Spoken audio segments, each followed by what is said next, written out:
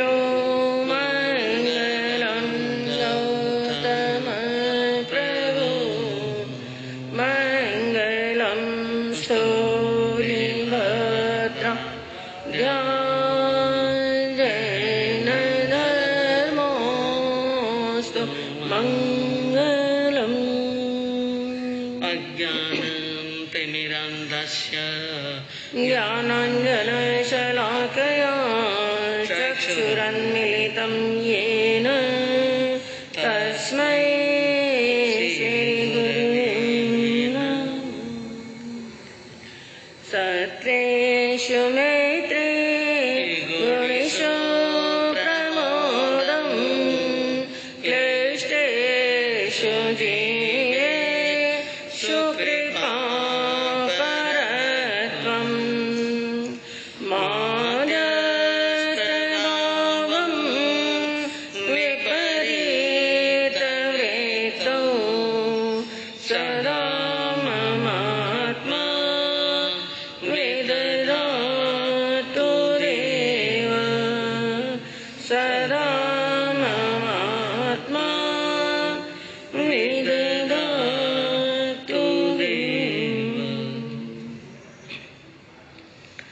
अहिंसा के अग्रदूत, त्रैकाल दृष्टा, भवी जीवों के तारनहार, शासनेश प्रभु श्रमण भगवान महावीर स्वामी के चरणों में कोटि कोटि वंदन।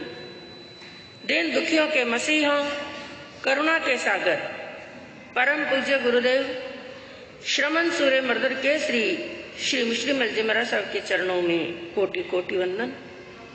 पाठ पर विराजमान परम श्रद्धेया, परम विदुषी, मधुर व्याख्यानी, सरल मना पूज्य गुरुनी जी महाराज साहब के चरणों में कोटि कोटि वंदन।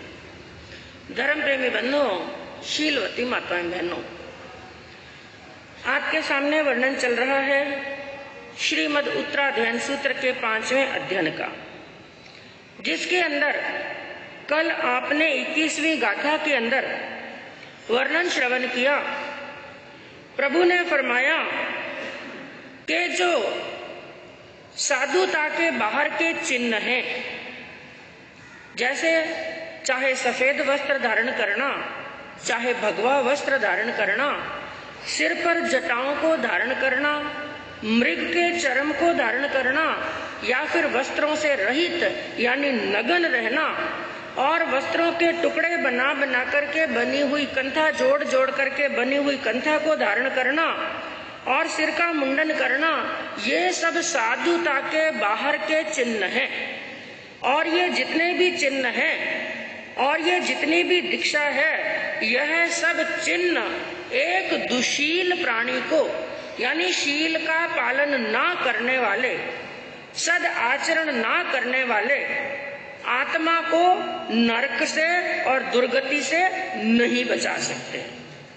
जितने भी ये साधुता के बाहर के चिन्ह हैं, ये नरक में जाती हुई आत्मा को, दुर्गति में जाती हुई दुशील आत्मा को उनकी रक्षा करने वाले नहीं हैं। यानी ये चिन्ह यदि जरूरी हैं, इन चिन्हों से भी ज्यादा जरूरी है आत्मा के अंदर साधुत्व आना, आत्मा के अंदर संतत्व आना। और अगली लाइन के अंदर, अगली गाथा के अंदर प्रभु ने क्या फरमाया? पिंडो लोए वधुशीले नर गाओ नमुच्चई बेकाए वागी हथेवा सुवा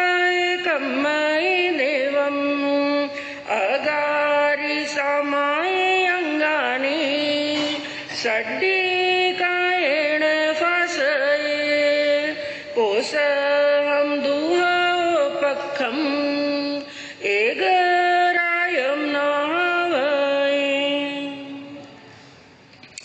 अगली गाथा के अंदर क्या फरमाया? पिंडो लोए व दूसीले नर गाओ न मुच्चई। पिंडो लय यानी भिक्षा मांग करके अपने जीवन का निर्वाह करने वाला कौन? एक भिक्षु, एक संत है, चाहे हिंदू धर्म का है, चाहे जैन धर्म का है, किसी भी धर्म का संत है, मुनि है, एक तापस है, एक तपस्वी है, और चाहे कोई भी है, एक योगी है। सबके लिए क्या बताया गया कि अपना जीवन निर्वाह करना तो किससे करना? भिक्षा से। किसी ने उसको भिक्षा का नाम दे दिया और किसी ने उसको गोचरी का नाम दे दिया। कुल मिलाकर के खुद का घर नहीं है, बाहर नहीं है, और पेट भरने के लिए 2 टाइम आहार चाहिए, वो भी कैसे लाना? भिक्षा मांगकर। तो क्या कहा? एक ऐसी आत्मा है जो भिक्षा मांग करके अपना जीवन निर्वाह करता है, यानी वो एक भिक्षु है। लेकिन नर गाओ न मुच्चये, यदि वो दुशील है यानी शील का पालन नहीं करता है, उसका आचरण शुद्ध नहीं है, उसके व्रत और महाव्रत शुद्ध नहीं है, वो दुष्ट आचार वाला है, और ऐसे दुष्ट आचार वाले भिक्षु को भी भिक्षाए व गिहत्थे व, चाहे वो भिक्षु है और चाहे ग्रस्त है, कुल मिलाकर के दुष्ट आचार वाला चाहे ग्रस्त हो चाहे भिक्षु हो, नर गाओ न मुच्चई, नरक गति से उसे कोई बचाने वाला। क्योंकि प्रभु ने एक श्रावक की, एक साधु की गति कौन सी बताई है? श्रावक की तो देवलोक की गति, और साधु की क्या बताई? या तो मोक्ष, और यदि मोक्ष नहीं मिला तो देवलोक। लेकिन क्या बताया? ऊपर से चाहे साधुता के चिन्ह धारण कर लिए और चाहे श्रावक के चिन्ह भी धारण कर लिए, लेकिन उसका आचार कैसा है? दुष्ट है, शील का पालन नहीं कर रहा है, अपने व्रतों को अतिचार लगाता है और अपने व्रतों को निरअतिचार पालन नहीं करता है, व्रतों के अंदर भी वो दोष लगा रहा है। सुंदर निरअतिचार व्रत का पालन करने वाला एक साधु हो, श्रावक हो, वही देवलोक में जाता है। यदि वो अपने व्रतों को खंडित करता है, महाव्रतों को खंडित करता है और उनके अंदर दोष लगाता है, तो ऐसी दुशील आत्मा को उसके बाहर के चिन्ह दुर्गति से बचा नहीं सकते हैं। और आगारी सामाई अंगानी सड्डी कायन फासे। अब एक श्रावक के लिए वर्णन आया सड्डी।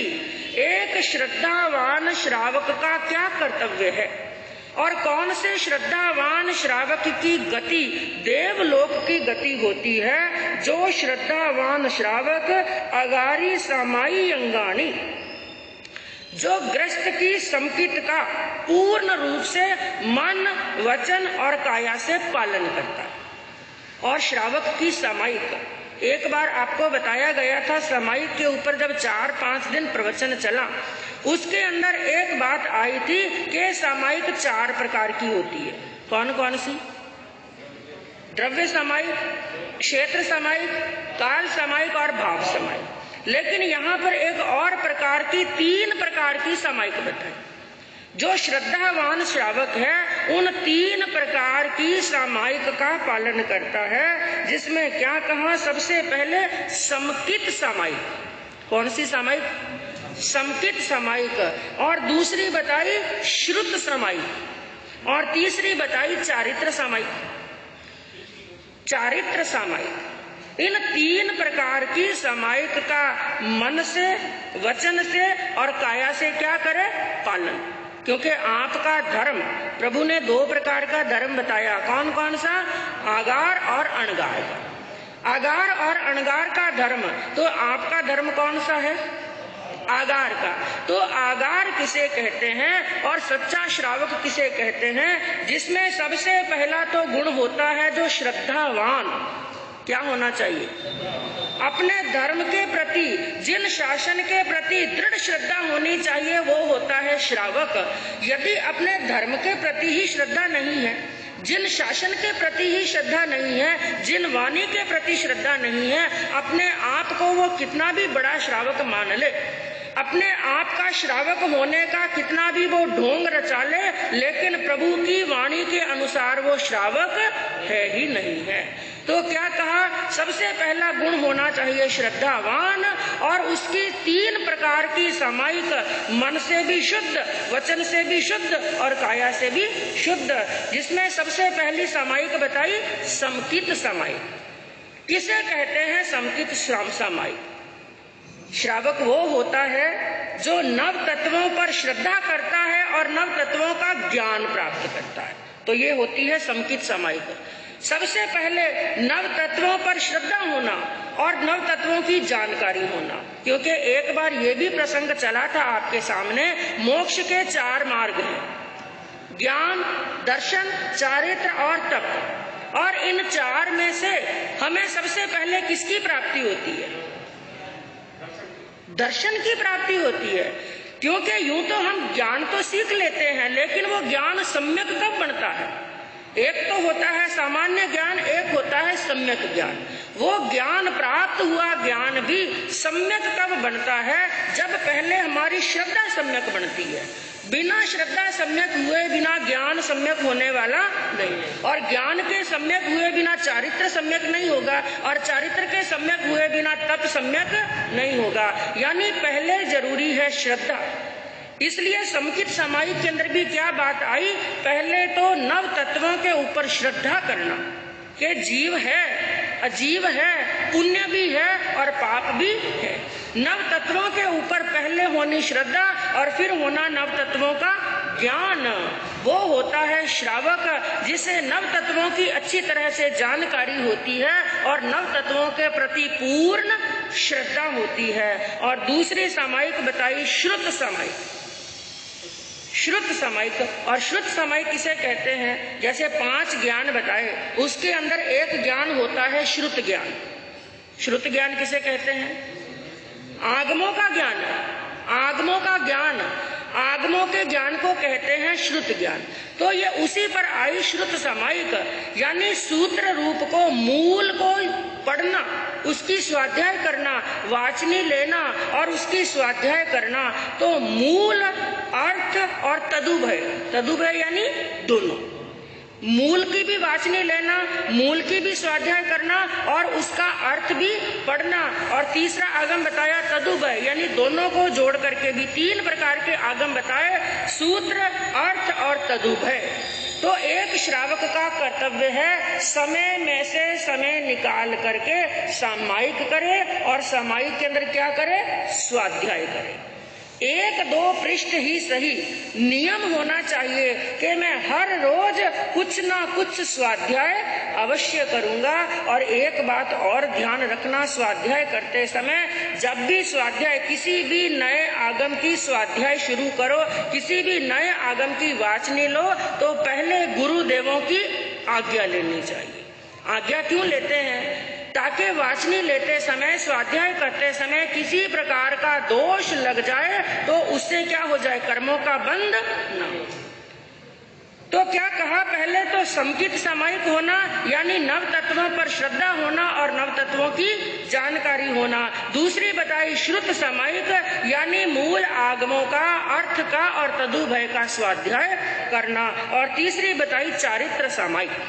चारित्र सामायिक, चारित्र सामायिक के अंदर साधु की सामायिक बताई जाव जीवन की, और श्रावक की बताई 48 मिनट की। यानी हर रोज नियम होना चाहिए कि एक सामायिक करना। तो जो श्रावक इन 3 प्रकार की अपनी सामायिक को मन से, वचन से और काया से इसका पालन करता है, श्रद्धा करता है, और दूसरी बात क्या कही? पोषहम दुहो पक्षम, दोनों पक्ष का पोषण करता है। ये भी आपको बताया गया था, आगमों के अंदर वर्णन आया, श्रावक उसे कहते हैं जो दोनों पक्षों का, 1 महीने के अंदर 2 पक्ष आते हैं, 2 पक्ष आते हैं, दोनों पक्षों का क्या करे? पोषण करे। और 1 महीने के कितने पोषण करे? 6 पोषण। कौन कौन से? अष्टमी का, चतुर्दशी का, पूनम का और अमावस का। ये 6 पौषध करे वो होता है सच्चा श्रावक। और उसके लिए क्या कहा, एक रायम न हावयम, किसी कारण विशेष से दिन में यदि वो व्यस्त है, दिन में यदि कोई महत्वपूर्ण काम हो गया, दिन में यदि पौषध नहीं कर सकता तो रात्रि में पौषध अवश्य करे। इसका अर्थ क्या हुआ, 6 ही तिथियों के अठपहरिया पौषध करने की भगवान की आज्ञा है। और यदि 8 पहर का पौषध ना हो तो कम से कम कितने पहर का पौषध करे, 4 पहर का। मैं आपसे पूछूं, यहाँ पर कितने ऐसे श्रावक हैं जो महीने का भी, 6 की बात छोड़ो, 6 पौषध की बात छोड़ो, कितने ऐसे भाई और बहन हैं जो कम से कम 1 महीने का 1 पौषध जरूर करते हैं? कोई गारंटी नहीं। और नव तत्वों की जानकारी कितनों को है? हाँ साहब, जवहरीलाल साहब, पौसा वाला आया कौन, काफी दिनों से नहीं आ रहे हैं इंद्रचंद साहब। और कितने ऐसे भाई बहन हैं जो हर रोज आगम की, चाहे 4 गाथाओं की, 10 गाथाओं की ही सही, 1 पृष्ठ 2 पृष्ठ की ही सही, उनका नियम है कि हर रोज मैं स्वाध्याय करूंगा। कितने भाई बहन हैं? एक भी हाथ कड़ा नहीं। तो मैं कहूं, आप अपने आप को कहते हैं कि हम कौन हैं? श्रावक। हम श्रावक हैं। कोई 14 नियम नहीं, कोई 12 व्रत नहीं, कोई 3 मनोरथ नहीं, कोई पौषध नहीं, कोई स्वाध्याय नहीं। और हम अपने आप को कहे, हम भी यदि कहें कि हम साधु हैं और आप क्या हैं? श्रावक। यदि साधु होते हुए साधु के गुण नहीं है और श्रावक होते हुए श्रावक के गुण नहीं है, और फिर हम कल्पना करें कि हमें अंतिम के अंदर संधारा आएगा, संलेखना आएगा, पंडित मरण प्राप्त होगा और मरकर कहाँ चले जाएंगे? देवलोक में। ये तो सब सपने हैं, क्योंकि कुछ पाने के लिए कुछ करना पड़ता है और हम केवल पाना चाहते हैं और करना कुछ भी नहीं चाहते हैं। धर्म प्रकरण के अंदर एक स्थान पर एक श्रावक के गुण बताते हुए क्या कहा कि कैवय कम्मो तहसीलवम गुणवम च उज्जु व्यवहारी गुरु सुसुओ पवयन कुशिलो खलु सावको भावे। एक श्रावक के गुण बताते हुए कहा, जो व्रतों का अनुष्ठान करने वाला है और शीलवान है वो है श्रावक। जो हर रोज स्वाध्याय तप और विनय से युक्त है वो है श्रावक। जो सरल व्यवहार करने वाला है वो है श्रावक। और जो सद्गुरु की सेवा करता है वो है श्रावक। और जो जिन प्रवचन में कुशल है वो है श्रावक। इनमें से कौन कौन से गुण हैं? यदि कभी आत्मचिंतन करना, कभी ना कभी भीतर की ओर दृष्टि डालना कि मैं रोज कहता हूँ मैं भगवान महावीर का उपासक हूँ, मैं एक श्रावक हूँ। क्योंकि श्रावक जो शब्द मिला है, बना है, इसके अंदर 3 अक्षर है। श्रावक शब्द के अंदर अक्षर कितने हैं? 3। कौन कौन से? श्र, व और क। ये क्या कहते हैं? सबसे पहले श्र क्या कहता है? श्र कहता है जो श्रद्धावान हो। और श्रद्धावान भी किसमें? जिन धर्म के अंदर जो प्रभु ने, जिनेंद्र प्रभु ने धर्म बताया है, जो जिनेंद्र प्रभु के धर्म के अंदर श्रद्धावान है, जिस धर्म के अंदर, जो धर्म ऐसी महान आत्मा ने बताया जिनको ना राग था और ना द्वेष था, ऐसे जिन धर्म के अंदर श्रद्धावान होता है वो श्रावक। लेकिन आजकल के कई श्रावक ऐसे हैं, कहते तो अपने आप को श्रावक हैं, लेकिन थोड़ी सी विपत्ति आई, थोड़ा सा संकट आया और उनका जो आत्मबल होता है वो डावाडोल, धर्म के प्रति श्रद्धा नहीं रहती है। थोड़ा संकट आया, बच्चा बीमार हुआ, पत्नी बीमार हुई, उसे जगह जगह पर ले जाते हैं, सभी मंदिरों के वहां पर जाकर धोख दिला देते हैं, किसी देवी को नहीं छोड़ते, किसी भोपा जी को नहीं छोड़ते हैं, एक एक पत्थर के सामने भी ले जाकर के उनको लौटा देते हैं। अरे मंदिरों की बात छोड़ो, मस्जिदों को भी नहीं छोड़ते।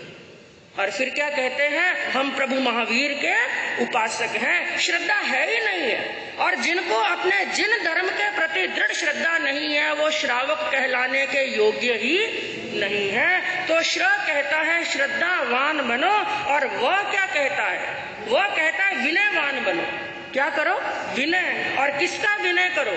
अपने धर्म गुरुओं का विनय करो, जो आपको सन्मार्ग बताते हैं, जो आपको जिनवानी सुनाते हैं, उन धर्म गुरुओं का, उन निर्ग्रंथ मुनियों का विनय करो। उनकी निंदा मत करो।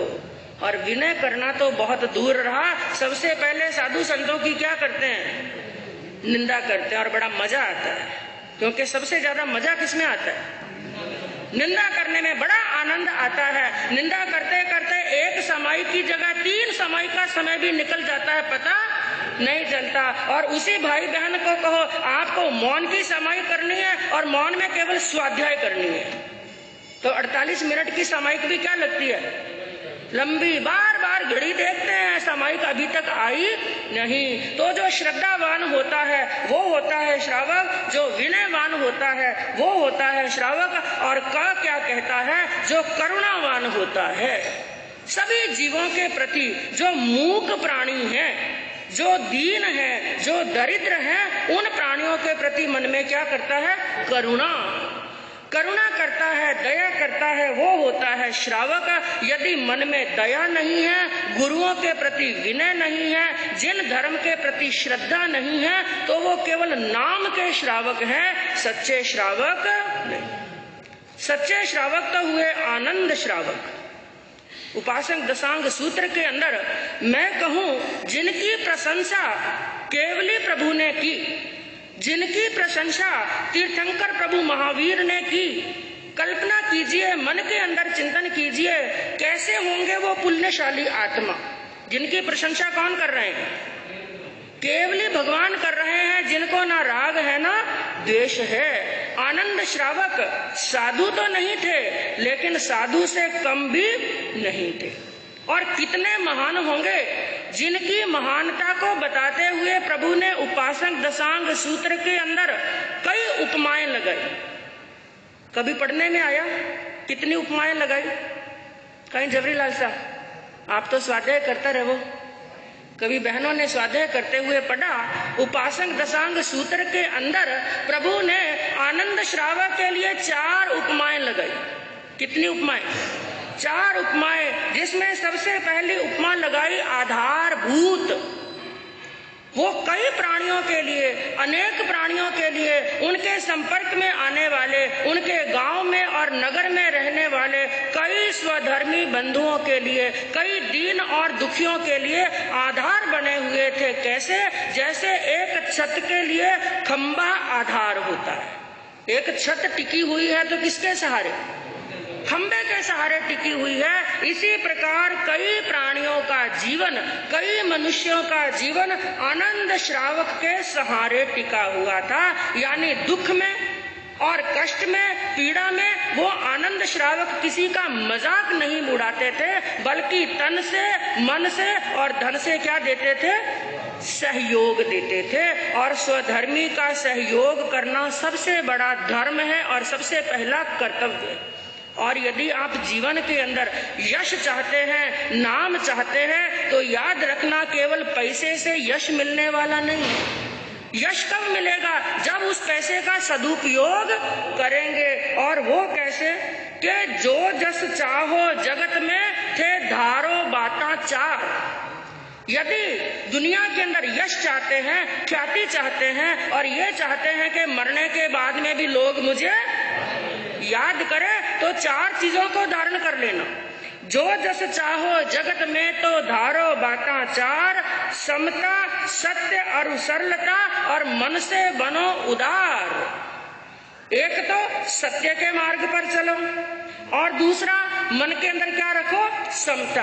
किसी ने 4 बातें कह दी तो मुंह क्या रखो? बंद। और सबसे कठिन यही है, सबसे कठिन यही है। सामने वाले ने 1 गाली दी और 1 का हमने 10 गाली में जवाब नहीं दिया, तो मैं कौन सा छोटे बाप की औलाद हूं भाई?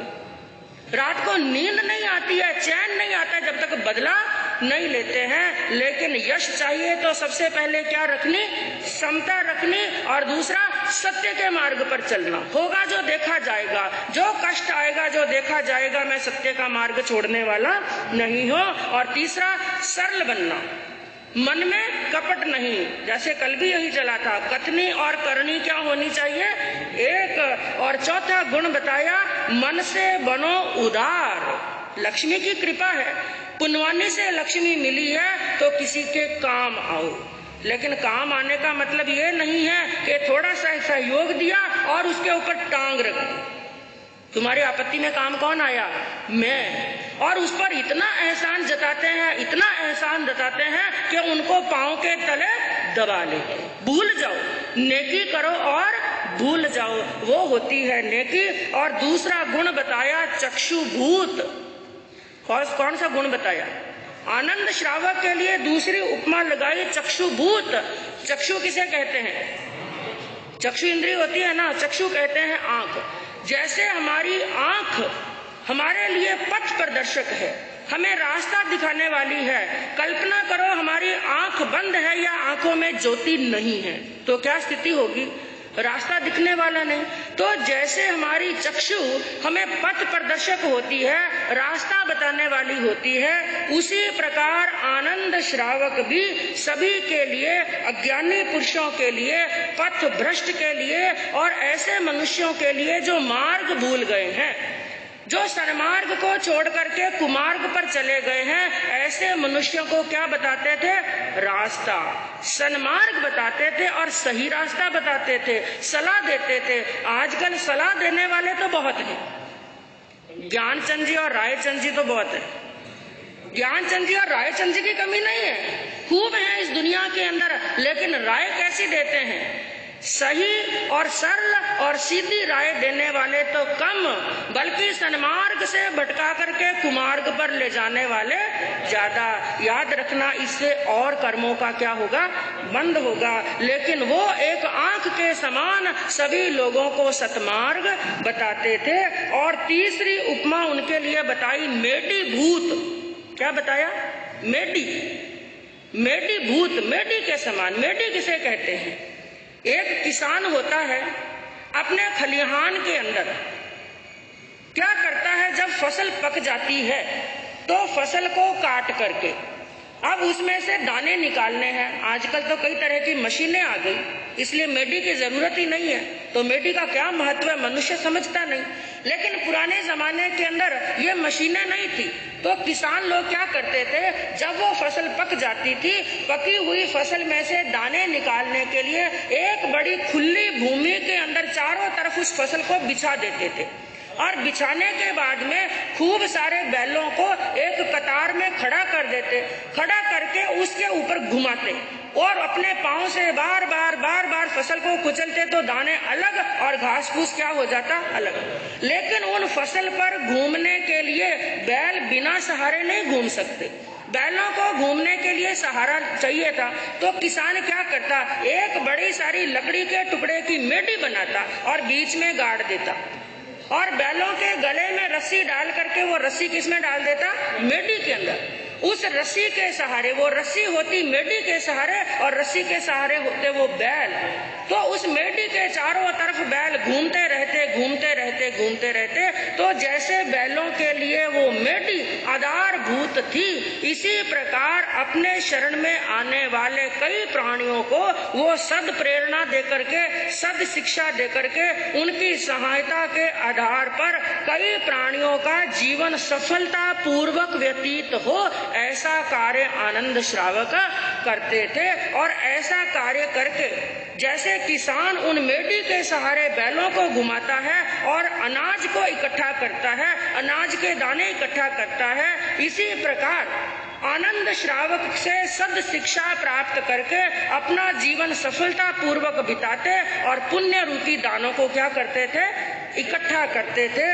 और चौथा उनका गुण बताया अपराजय। कौन सा गुण था? अपराजय। अपराजय का अर्थ क्या हुआ? वो कभी किसी से हारने वाले नहीं। क्यों नहीं हारते थे? क्योंकि उनका धर्म कौन सा था? कौन से धर्म पर श्रद्धा करते थे? जिन धर्म पर श्रद्धा करते थे, और जिन धर्म की विशेषता है कि जिन धर्म के अंदर जो बात प्रभु ने बता दी, 3 काल के अंदर, 3 लोक के अंदर किसी की भी ताकत नहीं है कि उस बात में कोई असत्य सिद्ध कर दे। भगवान की वाणी कल भी सत्य थी, आज भी सत्य है और भविष्य में भी सत्य रहेगी। कोई भी मिथ्या धारणाएं आनंद श्रावक को हराने वाली नहीं थी। और प्रसंग आता है उनके जीवन के अंतिम क्षणों का। आपको बताऊं कि जिन धर्म के अंदर कैसे श्रद्धावान थे, 14 वर्षों तक उन्होंने श्रावक के व्रतों का पालन किया। और एक रात्रि जब कौशद के अंदर थे, वर्णन तो बड़ा लंबा है, संक्षिप्त के अंदर बताऊं, एक रात्रि जब कौशद के अंदर थे, उनके मन के अंदर एक विचार आया, ये संसार का बड़ा प्रपंच है, मैंने खूब संसार के अंदर देख लिया, अब पूरी जिम्मेदारी बेटे को दे दूं और मैं मेरे धर्म ध्यान में लग जाऊं। तो अगले ही दिन पूरे परिवार को बुलाया, जिम्मन किया, सबको जिमाया किया और अपने बेटों के कंधों पर अपना पूरा बिजनेस व्यापार का भार डाल दिया। और वो अपने श्रावक की जो प्रतिमाएं बताई गई, उन प्रतिमाओं के अंदर 11 प्रतिमाएं बताई, श्रावक की 11 प्रतिमाओं के अंदर लग गए, क्योंकि प्रतिमाओं के अंदर कई वर्ष निकल जाते हैं। उन प्रतिमाओं के अंदर लगे हुए थे और उनका शरीर बिल्कुल कृश हो गया, बिल्कुल दुर्बल हो गया। और एक दिन वो भी समय आया, उन्होंने विचार किया कि अब मैं संथारा संलेखना अंगीकार करूं। संथारा किया, संथारा संलेखना अंगीकार किया हुआ था और उन समय के अंदर और उनको अवधि ज्ञान हो गया। कौन सा ज्ञान हुआ? अवधि ज्ञान हुआ। अवधि ज्ञान हुआ और उनका संथारा चल रहा था और वो वाणिज्य ग्राम के रहने वाले थे। उसी समय भगवान महावीर का पदार्पण वाणिज्य ग्राम के अंदर हुआ और गौतम स्वामी प्रभु की आज्ञा लेकर के गोचरी लेने के लिए गए। गोचरी लेने के लिए गए और गौतम स्वामी ने सुना कि आनंद श्रावक के संथारा चल रहा है और साधु का कर्तव्य है जब ऐसी बात सुने तो वहां पर आकर के कोई भावना भाई इसका इंतजार नहीं करते, हाँ संथारे वालों को दर्शन देने के लिए जाते हैं। और गौतम स्वामी भी वहां गए और आनंद श्रावक जहां कौशलशाला के अंदर संथारा लेकर के बैठे थे, वहां पर धर्म ध्यान कर रहे थे। गौतम स्वामी वहां पर पहुंचे, लेकिन थोड़ी दूरी थी और आनंद श्रावक का शरीर इतना कृश हो गया था कि पास में नहीं जा सकते थे। इसलिए गौतम स्वामी से प्रार्थना की, भगवान कृपा होगी यदि थोड़ा मेरे पास में आ जाए, मैं आपको वंदन कर सकूं। गौतम स्वामी पास में आए, वंदन और नमस्कार किया। वंदन और नमस्कार करके आनंद श्रावक ने एक प्रश्न पूछा, भगवान मुझे ये फरमाइए, क्या एक गृहस्थ को भी अवधि ज्ञान हो सकता है? गौतम ने कहा हाँ हो सकता है, गृहस्थ को भी अवधि ज्ञान हो सकता है। तो आनंद श्रावक ने कहा, प्रभु मुझे भी अवधि ज्ञान हुआ है और मैं अपने अवधि ज्ञान से पूर्व पश्चिम और दक्षिण दिशा के अंदर 500 योजन तक लवण समुद्र का क्षेत्र देख रहा हूँ। उत्तर दिशा के अंदर चूल हिमंत वर्षधर पर्वत तक का क्षेत्र देख रहा हूँ। ऊर्ध्व दिशा के अंदर सौधर्म कल्प यानी प्रथम देवलोक का क्षेत्र देख रहा हूँ और अधोलोक के अंदर लोलाचित नर्क तक मैं देख रहा हूं। ये बात सुनी तो गौतम स्वामी ने क्या कहा? उन्होंने फरमाया, गौतम नहीं, तुम मिथ्या भाषण कर रहे हो, क्योंकि एक श्रावक को इतना अवधि ज्ञान नहीं हो सकता।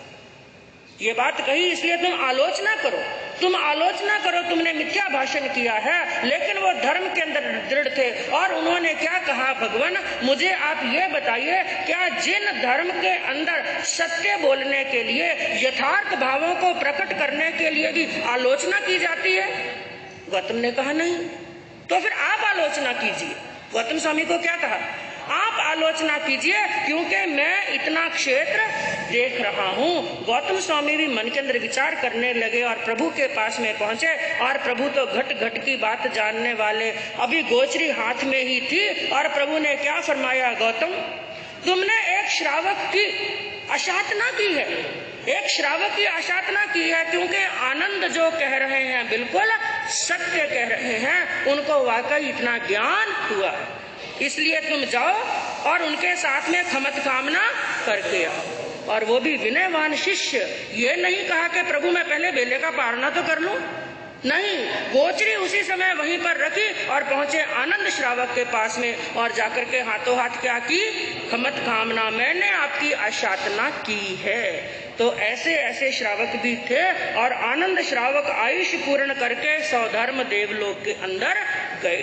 कहने का तात्पर्य क्या है, जो आनंद श्रावक की तरह इतना तो ना सही, लेकिन फिर भी अपने जिन शासन के प्रति श्रद्धावान हो, विनयवान हो और जिसका शुद्ध आचरण हो, शुद्ध शील हो, उसी को अंतिम समय के अंदर पंडित मरण की प्राप्ति होती है। तो आगे पंडित मरण का और किस प्रकार से वर्णन आता है सुनकर पता चलेगा। इसी भावना के साथ में श्याम